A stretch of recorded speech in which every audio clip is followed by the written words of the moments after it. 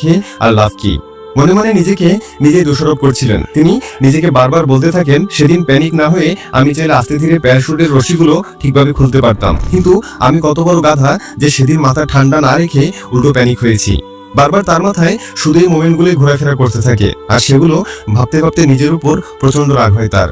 এভাবে প্রায় 2 মাস কেটে গেল। বিয়ার গ্রিলস সুস্থ হওয়ার বদলে দিন দিন আরো অসুস্থ হয়ে পড়ছিল। সময় সাথে সাথে তার অবস্থা আরো খারাপের দিকে যাচ্ছে, কারণ সে সময় তার বয়স ছিল মাত্র 21 বছর। ওই বয়সে যদি কোনো যুবক এটা জানতে পারে যে সে কোনোদিন আর নিজের পায়ে দাঁড়াতে পারবে না, তখন তার মানসিক শক্তি হারিয়ে ফেলা অস্বাভাবিক কিছু না। বিয়ারের সাথেও ঠিক এমনটা হয়েছে। দিন দিন হতাশাগ্রস্ত হতে শুরু করে। ডিপ্রেশন তাকে সব দিক থেকে কাবু করে ফেলেছিল।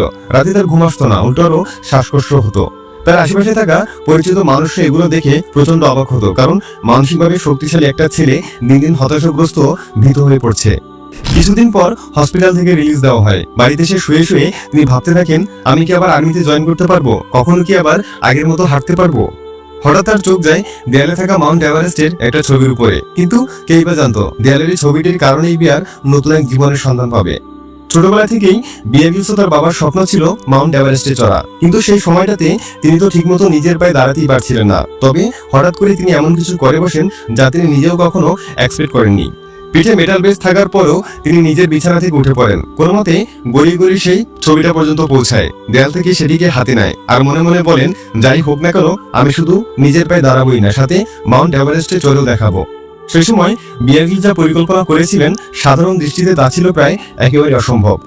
ব্রিটিশ আর্মিরা মাউন্ট এভারেস্টে অনেকগুলো মিশন করেন, তার মধ্যে একটি ছাড়া বাকি সবগুলি ব্যর্থ হয়। এমনকি এতবার একটা ইনজুরির পর তাকে বলা হয় তিনি আর কখন উপর থেকে লাফ দিতে পারবেন না, আর আর্মি থেকেও তাকে কোনো মিশনে নিতে রাজি হননি। তাই তিনি আর্মি থেকে রিজাইন নিয়ে নেন। রিজাইন নেওয়ার পর বিয়ার পরিকল্পনা করেন আর্মির পরিচয় নয়, বরং নিজের পরিচয় তিনি সেই মিশন কমপ্লিট করবেন। কিন্তু এত বড় একটা মিশনের জন্য তো তার অনেকগুলো টাকার প্রয়োজন। অন্যদিকে তখন তার কাছে এতগুলো টাকা ছিল না, তাই তিনি বিভিন্ন কোম্পানি ও মানুষের কাছে স্পন্সরশিপের জন্য আবেদন করতে শুরু করেন, কিন্তু কেউই তাকে স্পন্সর করতে রাজি হননি। কিন্তু হঠাৎ একদিন সাইকেল চালাতে চালাতে তিনি একটি কোম্পানির অফিসের সামনে এসে পৌঁছান। কোনো চিন্তা ভাবনা ছাড়াই তিনি কোম্পানির ভিতরে প্রবেশ করেন। রিসেপশনে গিয়ে সরাসরি বলেন, আমাকে শুধু 2 মিনিটের জন্য আপনাদের সিইও এর সাথে দেখা করতে দিন। তাকে কোনোভাবেই দেখা করতে দেওয়া হচ্ছিল না, কিন্তু অনেক রিকোয়েস্ট করার পর, অনেক বোঝানোর পর তাকে কোম্পানির সিইও এর কাছে নিয়ে যাওয়া হয়। সেখানে দুজন ব্যক্তি খুব মনোযোগ সহকারে তার প্রস্তাবটি শুনে।